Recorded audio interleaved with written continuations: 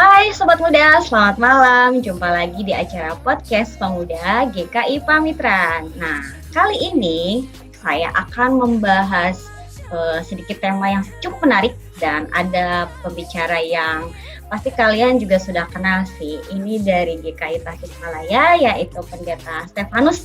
Biasanya sih kita sapa dengan Pendeta Ivan ya. Mari kita sapa dulu ya teman-teman. Hai Pendeta Ivan. Manggilnya apa ya Bapak? Jangan. Panggil kakak boleh. Oh, oke, siap. Kakak Ivan berarti. Lebih keren sih ya kayaknya, lebih terasa muda gitu. Iya, benar-benar betul-betul. Apa kabar? Aku bener nih manggilnya kakak nih beneran. Iya, Kak Ivan saja.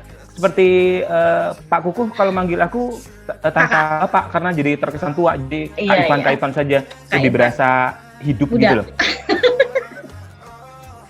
Oke, siap. Kak Ivan, apa kabar? Baik puji Tuhan. Gimana kabarnya Agnes? Aku juga baik. Terima kasih loh Kak udah mau diundang ke acara podcast Pemuda. Sama-sama. Aku yang merasa terhormat banget ini bisa punya kesempatan nih di tengah-tengah kawan-kawan pemuda Pamitran. Ini kan kesempatan yang langka banget. Kayaknya harus, kalaupun aku ngajuin nih ya untuk bisa jadi narasumber di Pamitran, kelihatannya perlu persetujuan 2 tahun sebelumnya gitu tuh. Dan akhirnya aku dapat kesempatan ini. Agnes, terima kasih banyak. Ini rekomendasi dari pendeta kita juga yang paling gaul, Pak Kuku. Asik. Ya, setuju aku itu.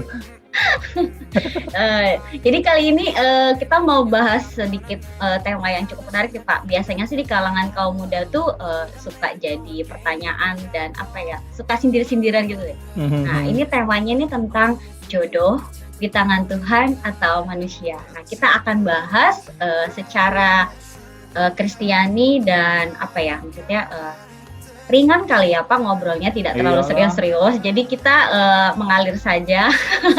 Oke. Aku nggak mampu Agnes. Iya. Oke deh siap. Aku mau masuk ke pertanyaan ya Pak ya. Nanti teman-teman di rumah bisa saling ngikutin aja. Oke.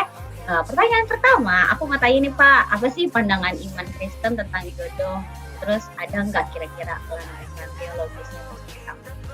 Oke, sebelum masuk ke situ Agnes ya, jadi lebih baik kita sepakati dulu saja pengertian jodoh gitu ya, supaya ketika saya menyampaikan segala hal atau pendalaman yang berkait dengan jodoh, paling nggak arah pemahaman kita tentang kata jodoh itu sama dulu gitu loh. Memang ada banyak banget kan ya definisi jodoh, dan apalagi ketika kita bicara tentang pemahaman dari keyakinan agama yang berbeda-beda atau keyakinan kepercayaan yang berbeda-beda tentang jodoh. Jadi apalagi kalau bicaranya tentang agama, tentunya kita tidak bisa memakai satu terminologi yang dianut oleh satu agama untuk kemudian dipakai di pemahaman kita gitu ya ketika bicara tentang jodoh. Jadi paling umumnya sajalah ya.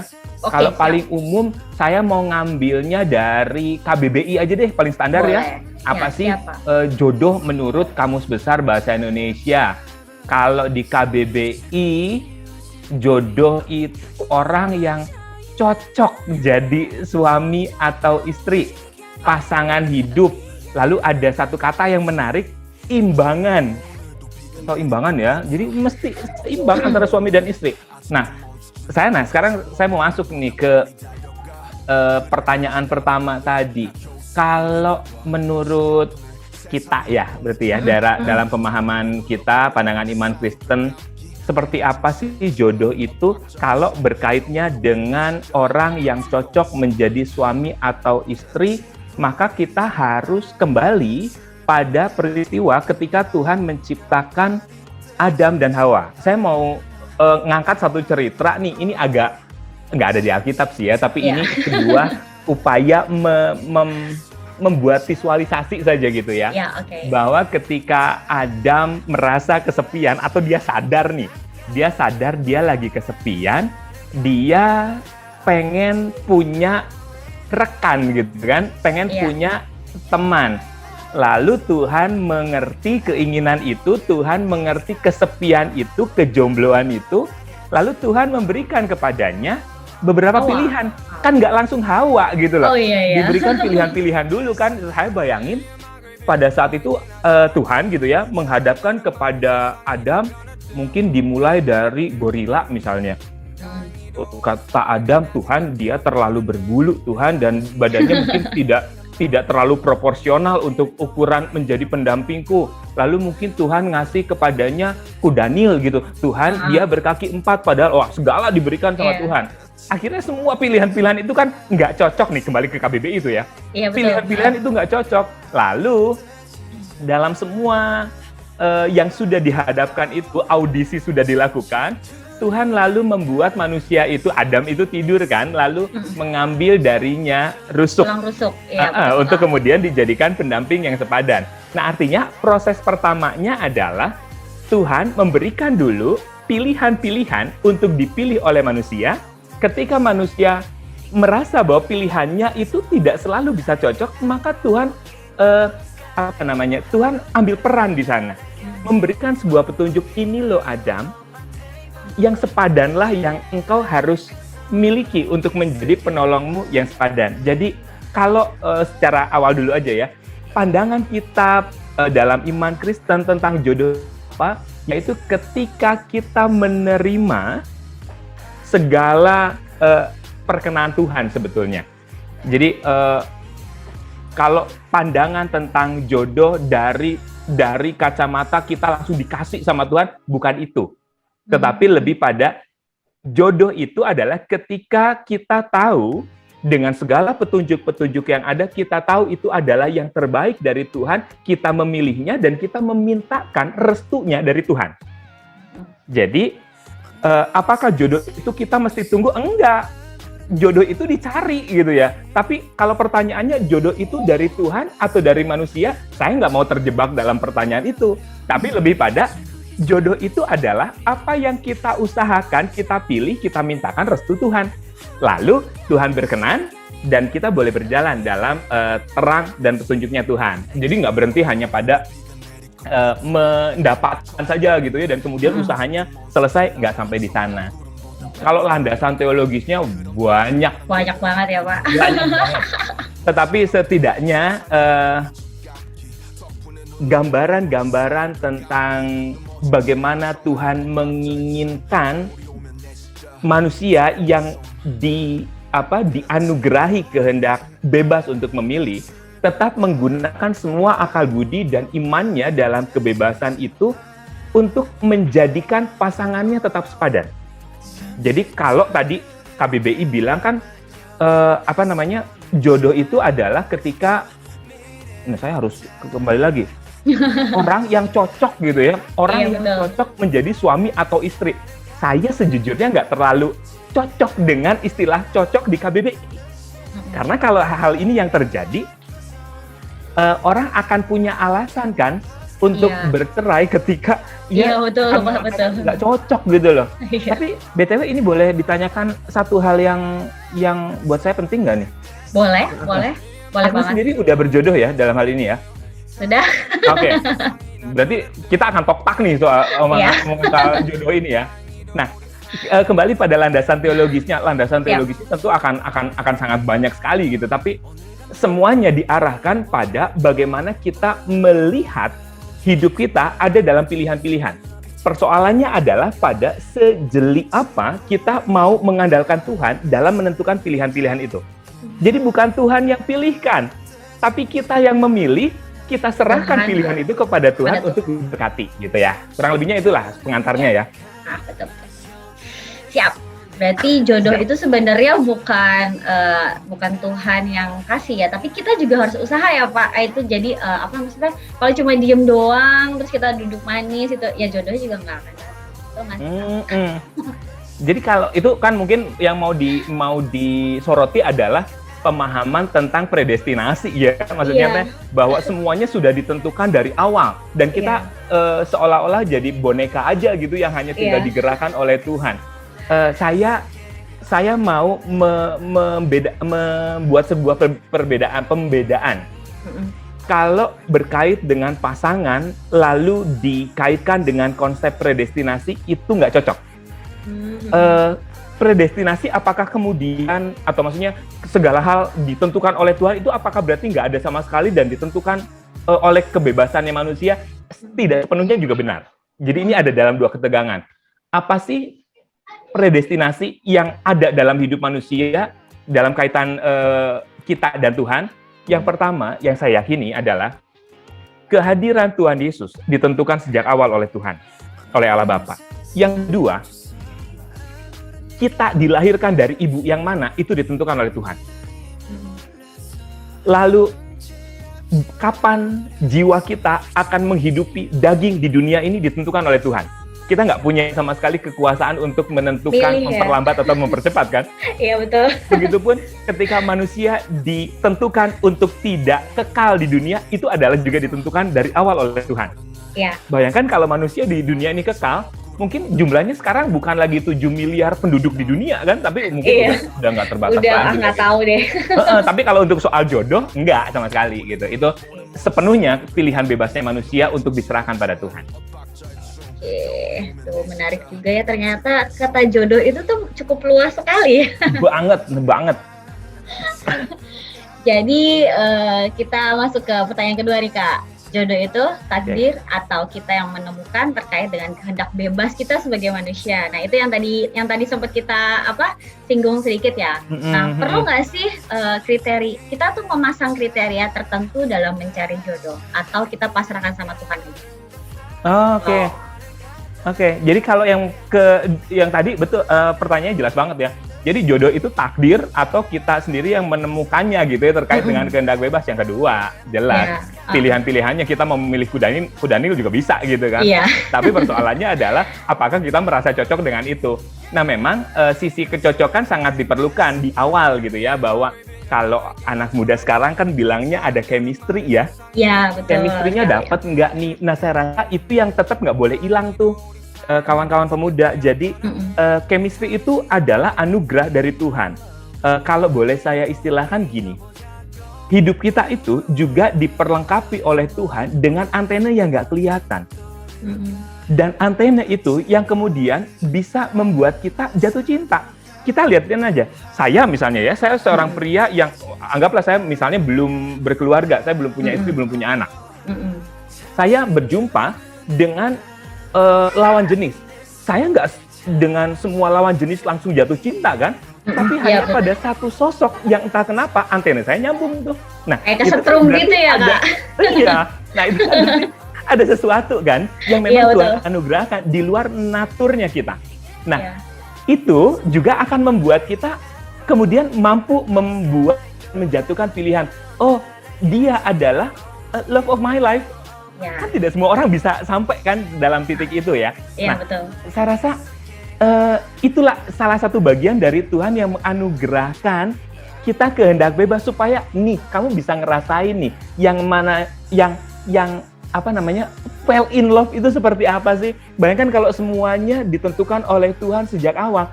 Apa bedanya cerita Datuk Maringgi dengan Siti Nurbaya kan? Kita dijodohin sama Tuhan, padahal kita nggak ngerasa cocok.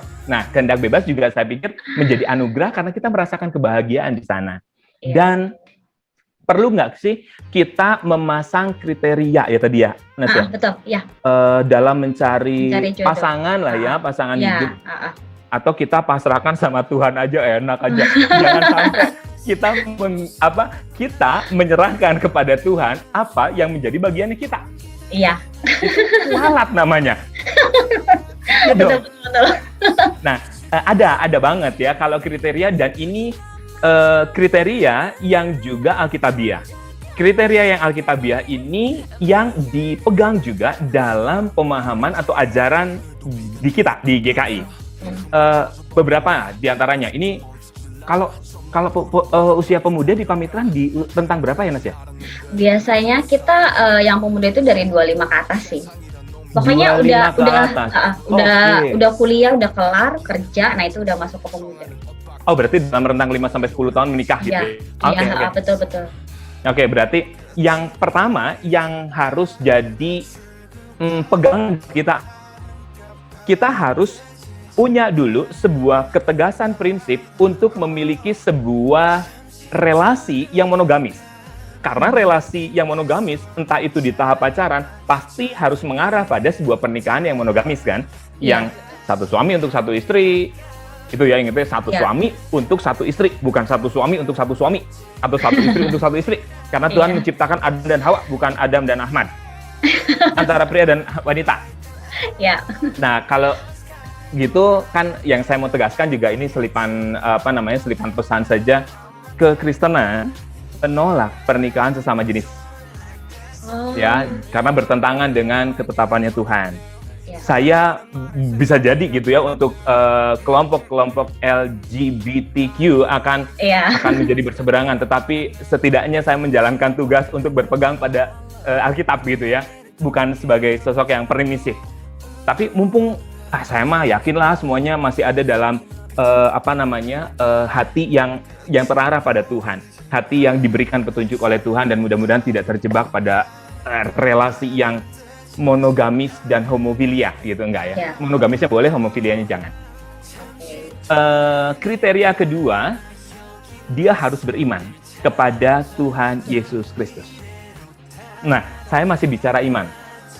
Di sini kita bisa melihat sebuah perbedaan antara orang yang beriman dengan orang beragama.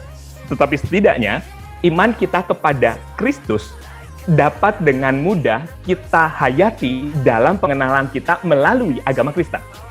Tapi sekalipun saya tidak mau selalu pokoknya orang yang beriman pada Kristus haruslah orang Kristen. Enggak juga sih. Bisa gini, saya kalau ekstrim gitu ya, saya lebih memilih mereka yang tak beragama tetapi secara iman Kristiani daripada orang Kristen yang misalnya tidak Kristiani menjalankan kehidupan yang poligamis. Agama yang Kristen kan? Iya, betul. Tapi secara imannya tidak menampakkan iman yang Kristiani. Nah, tapi saya mau agak yang standar-standar aja lah ya. Maksudnya kriteria kedua adalah ia harus beriman pada Kristus. Mereka yang beriman pada Kristus adalah mereka yang tahu bagaimana menjalankan hidup dalam kehendak Tuhan. Hidup dalam kasih, hidup dalam penghormatan, hidup dalam saling menghargai, hidup dalam kemurahan mengampuni. Bayangkan sebuah relasi perempuan dan laki-laki yang sejak di tahap pacaran udah hidup dalam saling menghargai. Aduh, apa nggak tambah jatuh cinta tuh? Iya kan? Iya, benar banget. Misalnya melakukan kesalahan dikit langsung kamu tuh punya mata nggak sih? Gak enak banget kan seperti itu kan? Tapi misalnya ada kesalahan, kekeliruan besar di dalam perjalanan ke depan, ia tetap menjadi sosok pengampun. Wah, itu mah tuh idola banget kan? The best. Tuhan kan nggak pernah membuat kriteria untuk kepentingan Tuhannya gitu. Tapi lihatlah ketika kita hidup dalam Tuhan, relasi itu akan diwarnai oleh iklim yang damai sejahtera gitu loh, Nes. Ya. Ya kan? Ya, dan ya kalau ke depannya sih kriteria ketiga nih yang perlu. Orang kalau tadi kan pertama adalah dia monogamis ya. Dia nggak boleh homofilia. Yang kedua dia harus beriman pada Kristus. Yang ketiga punya tekad untuk mengikat perjanjiannya seumur hidup. Jadi kudu dari awal nih, kamu janji nggak nih? Nggak boleh ada kata ada lagunya tuh ya. Tiada kata berpisah, itu tuh Nes. Lagunya entahlah siapa itulah ya. Aku tahu ya lagunya siapa katanya, aku tahu. Door prize-nya apa nih yang bisa jawab? Dapat GoPay lah. Siapa? Dapat GoPay kalau bisa jawab. GoPay enggak banget dong. Transfer dong. Lalu ini masih kriteria ya Nes ya? Kalau kriteria keduanya harus memelihara kekudusan dan kesetiaan apapun yang terjadi. Kalau setia dan kudus dalam masa-masa senang, semua orang bisa melakukannya, Nes. Iya. Tetapi setia, tetap humble, dia tetap menyenangkan lah gitu ya, tetap menyenangkan bahkan dalam keadaan paling pahit, dalam dia bugar atau dalam lelah, dia tetap menyenangkan. Itu adalah hal yang alkitabiah loh. Itu ada di Ibrani 13. Jadi tentang bagaimana memelihara kesetiaan. Jadi kan setia bukan hanya soal aku akan terus menjadi suamimu atau engkau akan terus menjadi istriku. Tetapi kesetiaan adalah tentang bagaimana sebuah situasi yang sukacita tetap setia dipertahankan. Tentang bagaimana memelihara kerukunan itu pun adalah bagian dari menjaga kekudusan dan kesetiaan. Bagaimana itu ditetapkan bagi diri kita dan pasangan kita. Dan ini menjadi harusnya jadi kesepakatan sejak awal gitu, atau kesepakatan yang terus-menerus dibangun dalam perjalanan menuju pernikahan. Jadi jangan baru akan kudus dan setianya nanti di nikahan. Setelah nikah. Pondasinya nggak kuat kan jadinya. Iya, padahal ini bagian dari menetapkan dasar dulu gitu ya. Iya. Nah, ini yang saya senang nih. Kalau kriteria kesekian lah ya. Kalau di Efesus 5 ayat 22 sampai 23, 24, 25 di sana ada klausula atau apa ya, ada perintah lah, ada surat gitulah ya dari Paulus, bilangnya gini, suami mesti mengasihi istri, tunduk. Nah, itu tapi jangan don't get me wrong lah soal ini, jangan salah paham ya. Istri harus tunduk kepada suami bukan berarti kemudian kayak dulu banget patriarki banget gitu ya, bukan itu. Tapi lebih pada ada rasa hormat di sana. Ketika mengakui dan memutuskan bahwa suamiku harus menjadi kepala. Dan sebagai seorang kepala, tentunya ia harus punya kriteria atau membangun dirinya dalam hikmat dan bijaksana dan menghormatinya gitu ya. Lalu menjadikan Kristusnya sebagai kepala. Nah, ini ada di Efesus. Jadi satu sama lain betul-betul harus saling sinergis gitu loh. Bukan hanya menuntut untuk dikasihi, bukan hanya menuntut untuk pasangannya tunduk, tetapi bagaimana satu sama lain bisa berlomba untuk menunjukkan aku harus jadi pasangan yang terbaik untukmu. Kurang lebihnya gitu ya. Lalu ini yang juga dianut oleh GKI, yang ini juga dari ajaran Alkitab, adalah bagaimana sejak awal mesti ada kesepakatan untuk ketika nanti menikah dan punya anak, bagaimana membawa anak-anak itu atau membentuk anak-anak itu menjadi anak-anak yang terus hidup dalam jalannya Tuhan.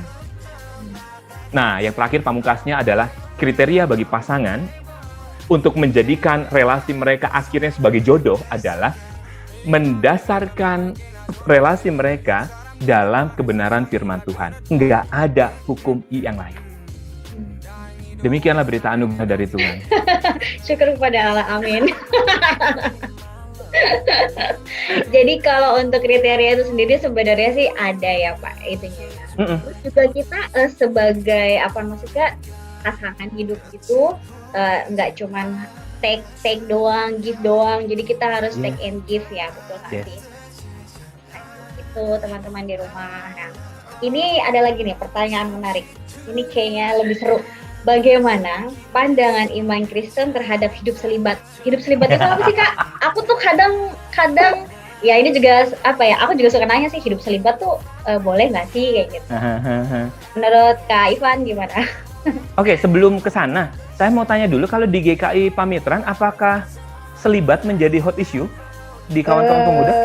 Enggak sih, mungkin ada ya pertanyaan seperti itu, cuman kadang kita nggak secara terlontar gitu. Jadi ya mungkin ada yang bertanya-tanya barangkali Kak, makanya mungkin kita jelasin sedikit ya pendapatnya. Jadi maksudnya bukan pada kebingungannya kalau soal pertanyaan-pertanyaan saya senang, karena artinya kita lebih dalam semangat untuk menggali ya sebuah wawasan dan pengetahuan akademia tentang selibat.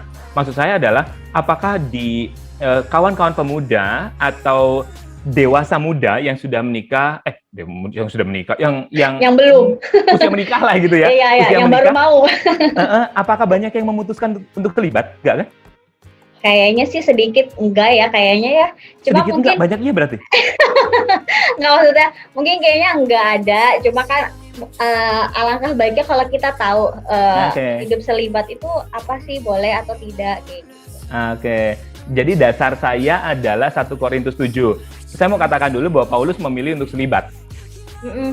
Nah, kan di 1 Korintus banyak tuh Kak, yang kayak gitu. Memang Paulus selibat, tetapi dia tidak menjadikan keselibatannya sebagai cara untuk menghakimi bahwa perkawinan atau pernikahan adalah hal yang tidak mulia.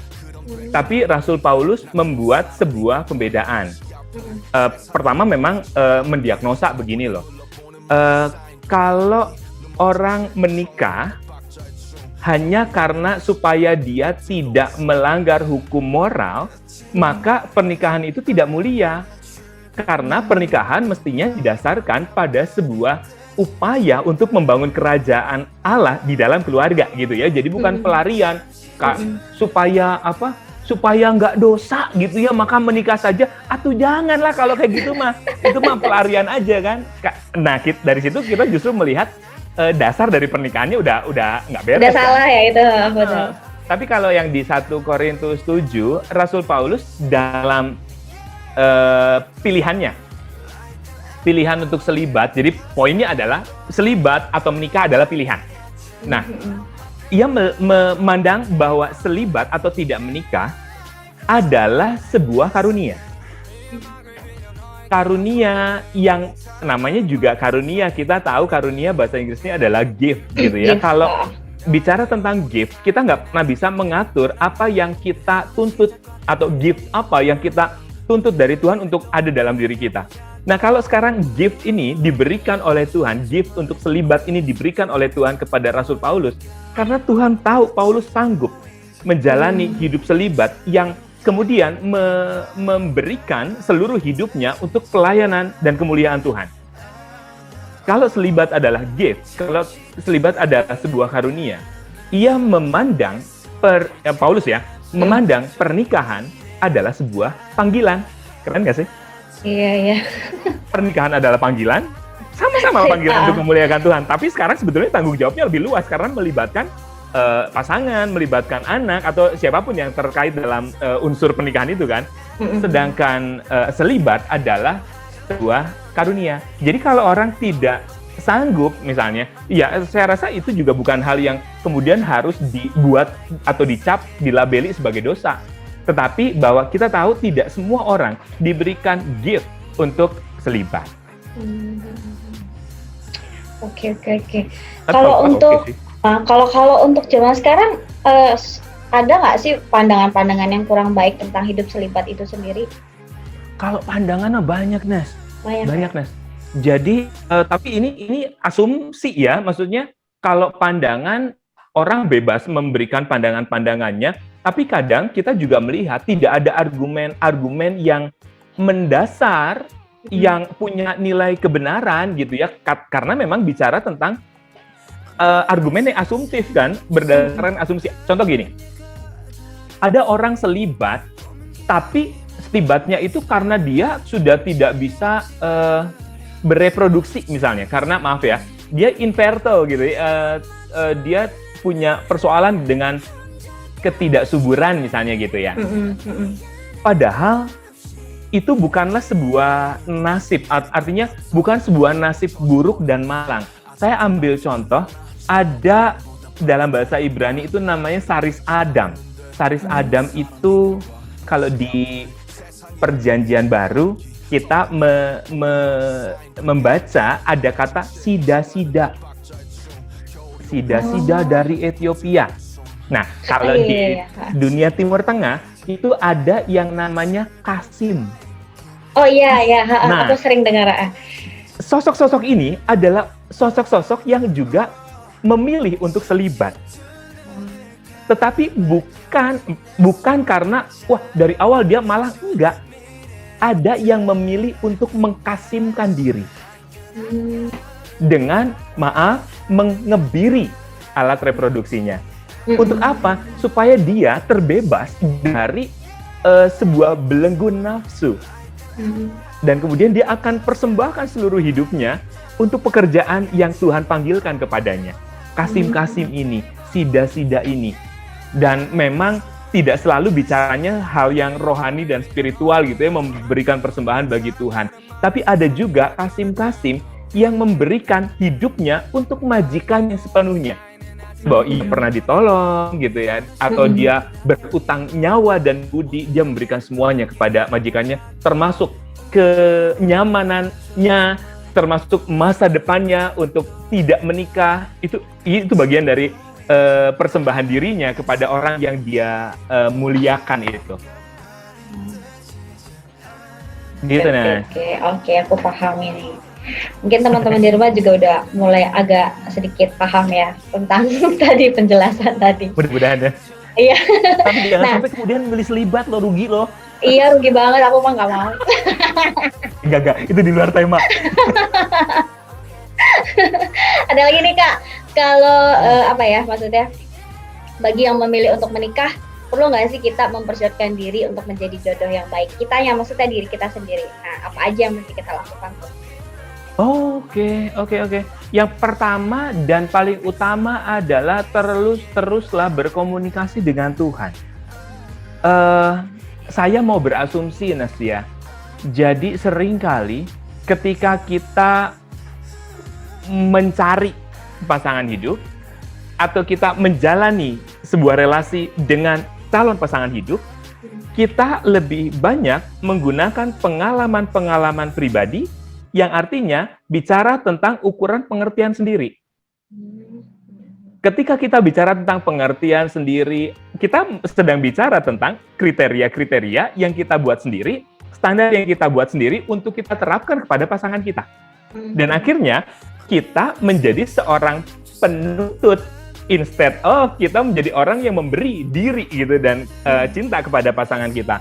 Nah, dalam hal ini perlu nggak sih kita memberikan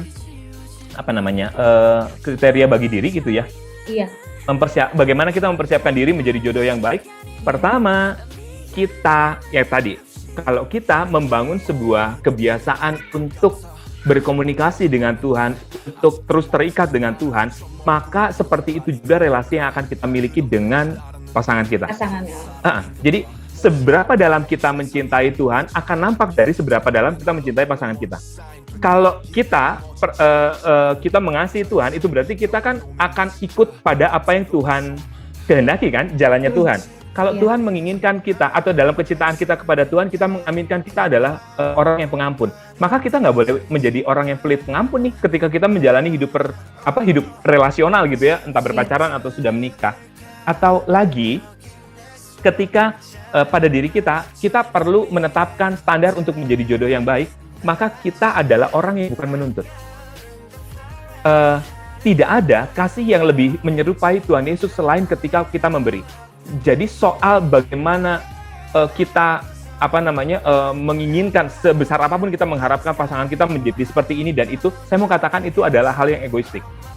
Kenapa kita tidak memulainya dari diri kita? Ketika kita menginginkan pasangan kita menjadi orang yang ramah, jangan menuntut dia ramah, tapi tuntut diri kita untuk ramah terlebih dahulu. Misalnya bahwa kata-kata yang dikeluarkan oleh pasangan kita, kok semakin kesini semakin toksik sih? Sebetulnya jangan dilihat darinya gitu ya, tapi jangan-jangan ada sesuatu dari kita yang men-trigger sehingga dia menjadi toksik dan abrasif gitu ya omongannya. Nah, jadi semuanya selalu dimulai dari diri kita. Kan firman Tuhan bilang gini, segala sesuatu yang kau kehendaki supaya orang lain perbuat kepadamu, perbuatlah demikian juga kepada mereka. Jadi bukan nuntut dulu kan, bukan nuntut pasangan kita dulu, tapi nuntut diri kita dulu. Nah, maka selalu lihatlah, kalau apakah kita adalah pasangan yang baik, lihatlah apakah kita mencintai Tuhan atau tidak. Semakin dangkal kita mencintai Tuhan, maka cinta kepada pasangan pun saya yakin akan dangkal. Hanya akan bicara tentang cinta yang di permukaan gitu loh. Kalau pakai urutan lah ya, ini bukan kasta lah ya. Dalam urutan cinta eros, philia, dan agape lah. Kan dalam eros kita gampangnya gini, eros itu adalah cinta karena lah. Aku mencintaimu karena engkau cantik, karena engkau kaya, karena engkau baik. Tapi semuanya adalah karena. Ini soal apa yang kau berikan kepadaku kan? Itu eros. Tapi philia lebih pada cinta supaya, kurang lebih. Aku mencintaimu supaya, misalnya gini, aku baik sama kamu supaya kamu juga baik sama aku. Iya. Ya itu hampir sama lah dengan eros ya, cinta supaya.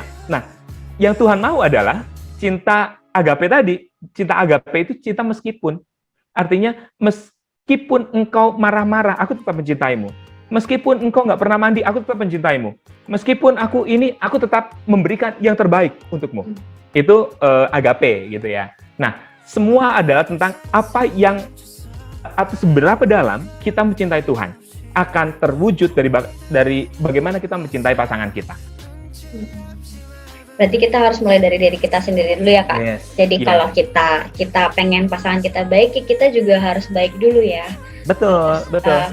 Kalau pengen pasangan kita nggak berbohong, ya kitanya juga jangan bohong dulu, harus saling jujur, betul kan? Setuju. Memang begitu. Nah itu loh, itu fenomena loh, Nes. Iya. Jadi banyak fenomena lah ya, bahwa kok satu sama lain, seorang suami gitu ya, dibohongi oleh istrinya. Jangan-jangan yang terjadi dalam sebuah rumah itu sebetulnya adalah situasi di mana satu sama lain saling menutupi. Iya. Oh, saya nggak ngomongin soal dia punya yang lain, lawan pelakor apa sih? Lawan apa ya? Pebinor. Nggak sampai sana lah. Tapi misalnya gini, istri di lemari kok tiba-tiba banyak ya tumpukan Tupperware, padahal nggak pernah ada anggaran khusus nih buat Tupperware. Lalu kok ada lagi ya, tiba-tiba ada jam baru, padahal nggak pernah ada anggaran untuk jam itu dan lain sebagainya. Ya, sebetulnya bukan pada itemnya, tetapi jangan-jangan ada situasi di mana keterbukaannya nggak ada, sehingga satu sama lain coba untuk umpet-umpetan gitu loh, sembunyi-sembunyian. Iya. Nah, semua itu pasti ada pemicunya, dan kita termasuk bagian dari pemicu itu sendiri. Tidak mungkin ada sebuah peristiwa bisa hadir begitu saja gitu loh. Iya, betul banget. Wah, seru nih kayaknya nih. Tambah seru. Makanya jangan 1 jam, saya nggak bisa. Nah, ini ada lagi nih. Gimana sih supaya kita ketika masih jomblo tidak menjadi pribadi yang mudah putus asa? Baper gitu deh. Biasanya kalau anak-anak zaman sekarang tuh bilangnya baper. Jadi kita ditanya sama temennya, yang satu udah punya pacar, yang satu belum, terus kita ngumpul gitu kadang suka diledekin, mana kamu pacarnya, gini. Nah, itu kan biasa tuh baper. Gimana nih Kak, ketika masih jomblo kita tidak menjadi pribadi yang putus asa? What should we do? Oh, jadi ada yang putus asa karena kejombloannya gitu maksudnya? Iya, biasanya kan ada kayak gitu-gitu. Jadi kadang apa yang maksudnya, mungkin sih bercanda kali ya teman-teman kayak gitu. Kan kasihan. Yang dicanda ini itu barangkali baper. Oke. Kan kita nggak tahu. Oke. Saya mau bilang gini. Mulailah mengubah istilah yang selama ini kita selalu sebut-sebut. Misalnya gini. Kita tahu bahwa ada nuansa tertentu dan negatif ketika mengatakan aku masih jomblo. Apa yang terkandung dalam kata aku masih jomblo adalah sampai sekarang aku nggak dapat gitu kan, seolah ada kemalangan yang sedang dialami oleh orang itu. Iya. Oke, kita harus mengubah gambar diri kita dimulai dari menghentikan mengatakan diri kita jomblo. Jauh lebih mulia atau jauh lebih positif ketika mengatakan I'm being single atau aku masih single. Single adalah soal pilihan. Kalau jomblo adalah soal nasib. Ya kan? Makanya kita dapat mengubah gambar kita melihat diri kita dengan cara yang berharga. Bagaimana cara kita melihat diri akan terpancarkan dari energi kita yang kita tujukan kepada orang lain. Ketika kita selalu ada dalam posisi aku mah malang, apakah itu adalah energi yang akan dirasakan orang lain? Iya. Tetapi ketika sampai sekarang aku masih aku masih single, tapi saatnya aku akan memilih untuk mengakhiri single ini. Itu jauh lebih punya pengharapan bahwa kemudian orang akan mengatakan, ih jomblo, whatever dengan itu semua. Tapi jangan pernah membiarkan diri kita diatur oleh label yang diberikan orang lain kepada kita. 1000 orang mengatakan kita jomblo, biarkan. Yang penting adalah kita mengatakan aku single, I am single. Tapi itu jadi penting loh, Nas. Karena ini kalau dibilang ini hanya soal istilah, enggak. Ini adalah tentang apa yang kita yakini. Iya. Sebesar apa kita memberikan pengharapan dalam diri kita. Dan kalau di ilmu self development kan suka ada self talk itu ya, self talk. Ini bukan self talk, ini tentang bagaimana memberi label yang baik, memberi sebuah citra diri yang baik pada diri. Karena apa yang kita berikan pada diri itu yang terpancarkan. Kalau kita adalah kita pakai jomblo. Iya. Itu berarti kita sebetulnya sedang ikut-ikutan mengasihani diri kita sendiri. Apakah diri kita akan menarik ketika yang kita pancarkan adalah ini mah bukan orang yang karismatik, ini mah orang yang kalau orang Sunda bilang gitu ya, pikarunyaeun, tahu nggak? Orang yang kayaknya perlu dikasihani gitu tuh. Itu bukan pasangan yang kita harapkan untuk diri pasangan kita kan? Jadi ada dia adalah orang yang struggle nih dengan singlenya, atau kita akan melihat dia yang single itu karena dia punya sebuah visi. Ini memang belum momentumnya untuk melepas singlenya, tetapi dia yakinlah dia kayaknya bukan orang yang akan malang karena jombloan, tetapi mungkin dia adalah orang yang punya prinsip untuk sementara ini single dulu. Tapi semua itu akan terlihat kalau memang kita memberi gambaran diri itu single gitu ya. Tapi yang kedua, what should we do gitu dengan kesinggelan ini? Tentunya dalam kedalaman hatinya pasti ada kerinduan kan untuk memiliki pasangan. Iya, betul. Jangan pernah melepaskan Tuhan dalam pengharapan kita. Tapi itu tadi, Tuhan memberikan kepada kita sebuah pertolongan ketika kita bersedia untuk ditolong. Kalau kita masih melihat diri kita dalam kacamata jomblo yang perlu dibelas kasihani, sampai kapanpun kita tidak akan memancarkan aura untuk dikasihi, untuk dicintai. Orang hanya akan melihat kita untuk dikasihani. Nah, itu yang penting. Bagaimana kita selalu meminta Tuhan. Tuhan itu kalau memang kita tidak dalam gift untuk selibat, saya selalu yakin kepada kita semua diberikan atau Tuhan sedang mempersiapkan atau sudah mempersiapkan pasangan yang terbaik. Dan saya dulu ya, saya share aja nih ya. Iya. Salah satu doa saya dulu adalah, Tuhan, ini masih jomblo nih, masih single nih. Tuhan, aku tahu bahwa Tuhan bahwa pasanganku, jodohku sudah ada, entah ada di mana, tapi tolong jagain dia ya Tuhan, supaya saatnya aku nanti ketemu, kami akan bertemu dalam keadaan yang bahagia. Saya sudah meyakini jodoh saya ada. Apakah pada saat itu saya adalah orang yang sudah sukses? Enggak, jauh dari sukses, masih kuliah tuh. Kuliah ngutang, kuliah masih bergumul dengan nilai D dan E gitu. Pokoknya mah paras jauh dari Aliando, pokoknya mah udahlah berantakan aja. Tapi itu bukanlah sebuah alasan untuk kemudian kita membuat diri kita kecil atau melihat diri kita kecil. Jadi bagaimana cara kita melihat diri akan sama dengan bagaimana orang lain melihat diri kita. Nggak mungkin kita melihat diri kita hina, lalu kita mengharapkan orang melihat kita mulia. Iya kan? Iya, kalau betul, kita tidak punya penghargaan diri, orang lain mungkin akan merasakan yang sama. Gitu ya, Anes? Ya? Siap. Nah, ini kan manusia tuh sering banget tuh berpikir kalau jodoh nggak cocok, lalu menyalahkan Tuhan. Yang kayak tadi loh Kak, kalau misalkan yang sudah memutuskan untuk menikah, terus tiba-tiba di tengah jalan kapalnya karam, mereka berpisah, terus lalu punya statement nyalahin Tuhan, aku nggak cocok sama dia gitu, jadi udah kayak gitu. Itu gimana ya Kak? Maksudnya kadang ada ya pasangan-pasangan muda yang ya itu tadi kadang memutuskan menikah supaya tidak melakukan hal-hal yang negatif, itu kan tadi kan itu udah salah pelarian ya. Pelarian kayak gitu. Nah, itu gimana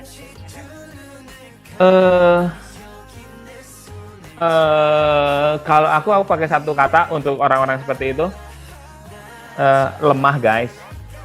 Itu orang lemah. Kenapa? Dia tidak pernah berani untuk mengakui kelemahannya dan menyalahkan atau melimpahkan semua kelemahan-kelemahannya itu dalam kesalahannya Tuhan.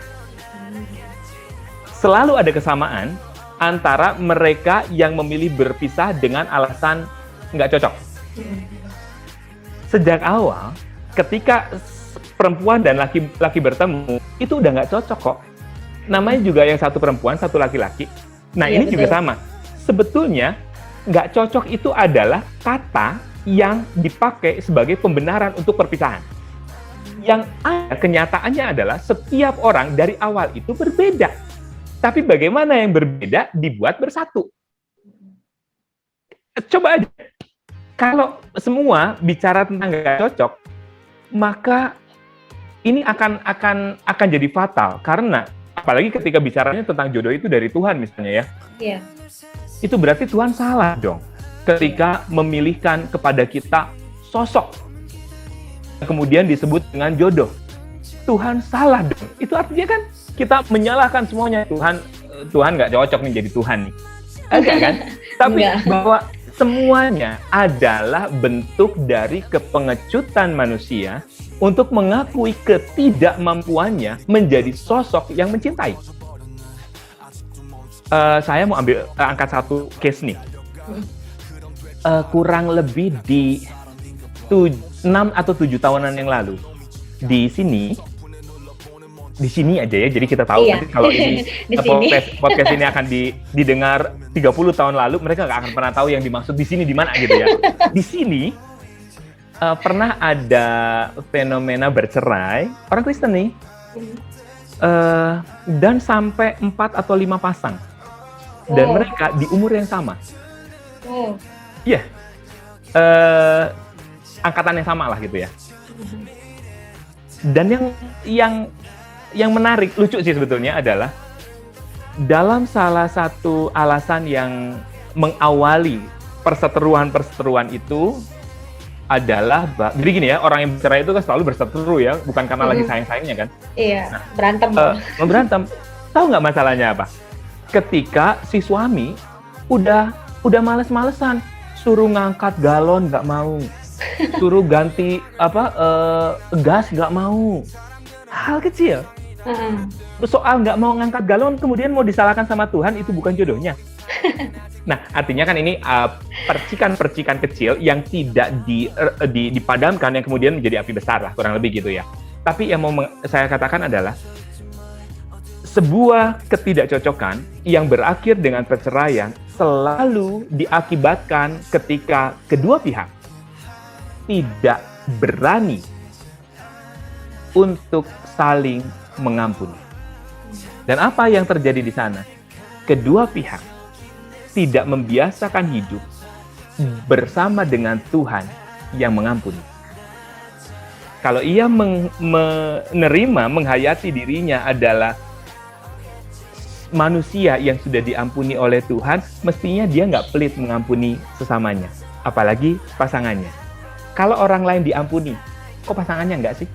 Jadi dia lebih sayang sama orang lain atau sama pasangannya? Iya. Gitu kan? Jadi selalu bicara tentang apakah ia menaruh cinta sama Tuhan apa enggak. Kalau cinta sama Tuhan, mestinya persoalan galon bisa segera diselesaikan nih, ya kan? Iya. Dan segala persoalan bisa mestinya ketika satu sama lain membuka hati untuk saling mengampuni. Demikianlah berita anugerah dari Tuhan. Amin. Nah, ini ada lagi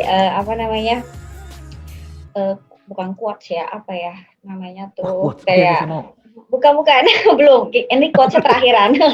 Oh, ada berarti ya? Nah, ada dong, harus pesan dan kesan nanti ya. Nah, ini ada lagi pertanyaan, gimana sih supaya kita bisa menjadi single yang happy? Single yang happy? Ya, betul. I'm single and very happy. Tahu lagu itu? Ya, tahu dong. Siapa? Aku ada yang nyanyinya, tapi aku tahu namanya lagunya. Opi Andaresta. Bagaimana menjadi single yang baik? Apa single yang baik? Single yang happy. Oh, single yang happy. Maka jangan berpusat pada singlemu, berpusat pada happy-nya. Oh iya, betul banget tuh. Iya dong. Ketika kita berpusat pada single, nggak ada untungnya apapun di sana. Iya. Karena tanpa kita pikirkan pun single is single. Kecuali ketika kita kemudian mengambil keputusan I'm finished with the singleness gitu. Yeah. Maka berpusatlah pada happy-nya, sehingga ketika kita happy kita nggak akan mikirin soal singlenya.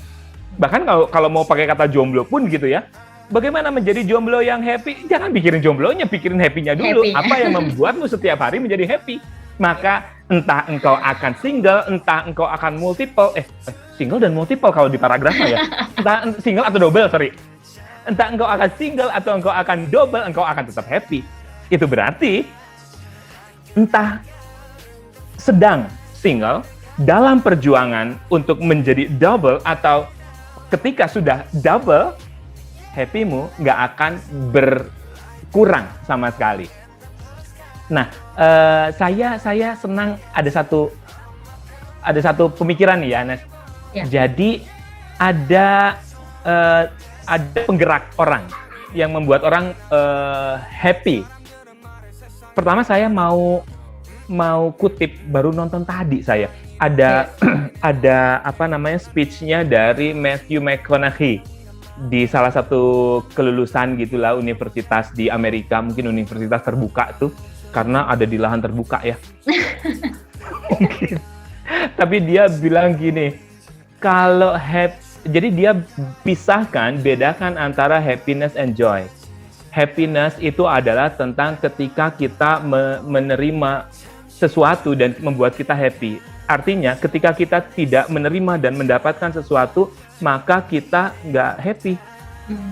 Jadi kan happy berdasarkan apa yang kita terima kan, apa yang kita dapetin. Dan itu nggak menyenangkan. Pursue happiness itu berbeda dengan pursue joy. Joy itu adalah ketika kita menemukan rasa senang dalam mengerjakan sesuatu yang berpassion. Nah, ini yang kemudian saya mau kaitkan dengan yang tadi saya mau katakan. Ada dua istilah. Pernah dengar ya bukunya Rick Warren, Purpose Driven Life, itu hidup bertujuan. Nah, ini plagiasinya, plesetannya. Dibilang gini, ada dopamine driven life dan serotonin driven life. Dopamine hormon ya. Dopamin itu ketika kita merasa senang, seperti kita mendapatkan handphone gitu ya. Dapat handphone baru, misalnya sekarang iPhone berapa, Nes? 12. Oke lah, nanti iPhone 15 lah misalnya dapat ya. Kameranya nggak 3 lagi, kameranya 30 lah, udah kayak jerawat gitu ya. Kita senang banget kan? Orang lain nggak punya tuh. Kita menjadi satu dari sedikit orang yang punya iPhone 15. Dopamin kita muncul. Tapi seminggu kemudian, rasa senang kita akan berbeda. Atau setidaknya menurun dibanding ketika kita pertama kali dapat iPhone itu kan. Sebulan kemudian lebih turun lagi. Itu dopamin. Dan itu kalau menurut Matthew McConaughey adalah happiness. It's happiness gitu. It's just happy. Tapi ada lagi serotonin driven life. Serotonin driven life akan selalu bicara tentang bagaimana menemukan kesukaan atas hidup, rasa syukur atas hidup, whether either dia dapat atau nggak dapat sesuatu, tapi dia menemukan kesukaan hidup itu. Dan ini persis dengan apa yang ditanyakan Agnes tadi. Bagaimana sih menjadi seorang single yang happy? Happy lah gitu, sehingga kita nggak akan mikirin singlenya. Dan yang perlu dimunculkan adalah serotoninnya, rasa syukurnya. Joyfulnya ada di sana. Dan apa yang membuat kita feel joy adalah ketika kita tahu kita ada dalam rancangannya Tuhan. Kita kalau bicara tentang relasi, apakah kita akan mendapatkan mudah-mudahan ya Tuhan akan memberikan? No, tidak ada mudah-mudahan. Dalam iman kita kepada Kristus hanya ada ya dan amin. Tuhan terima kasih. Misalnya kita sekarang lagi single nih. Tuhan terima kasih Engkau sudah menyiapkan sosok yang terbaik untukku. Jagain dia ya Tuhan ya, dan aturkan waktunya supaya kami dapat bertemu dalam masa yang tepat, momentum yang tepat, pokoknya yang so sweet banget lah Tuhan. Itu sebuah keyakinan. Nah, saya rasa itu yang akan membuat kita punya passion gitu dalam menjalani hidup. Betul. Jadi kalau single yang happy. Jadi harus fokus ke happy-nya, jangan happy dong. Enjoy your life. Enjoy your life, be yourself ya guys. Iya, enjoy your life with God. Karena kalau cuma enjoy your life, your self life, maka kita itu berarti akan termasuk juga enjoy your struggle, enjoy your challenge atau apapun juga kan. Tapi enjoy. Jadi jangan menghitung kemalangan kita lah, tapi lebih hitung berkat-berkatnya Tuhan setiap hari, termasuk juga kesempatan yang kita pasti akan dapatkan. Belajar dari Abraham nggak bisa melihat apa yang akan ada di depannya, tapi karena imannya kepada Tuhan, dia percaya dia akan melihat. Itu yang membedakan antara iman dan logika kan. Logika akan selalu bicara, lihat dulu dong, baru aku akan percaya. Hadirkan dulu dong Tuhan pasangannya, baru aku akan percaya Engkau mengasihi. Jangan, itu bukan iman. Kita nggak mencobai Tuhan. Percaya dulu, baru kita akan melihat janjinya Tuhan. Amin, saudara-saudara. Amin. amin. Nah, nggak kerasa nih udah nyampe ke pertanyaan terakhir nih Kak.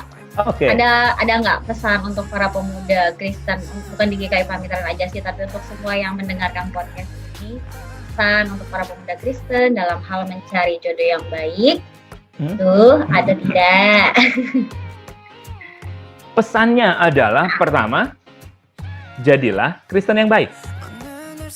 Kalau kita jadi Kristen yang baik, itu berarti kan perilaku kita baik, perkataan kita baik, cara berpikir kita baik, cara kita memperlakukan orang baik.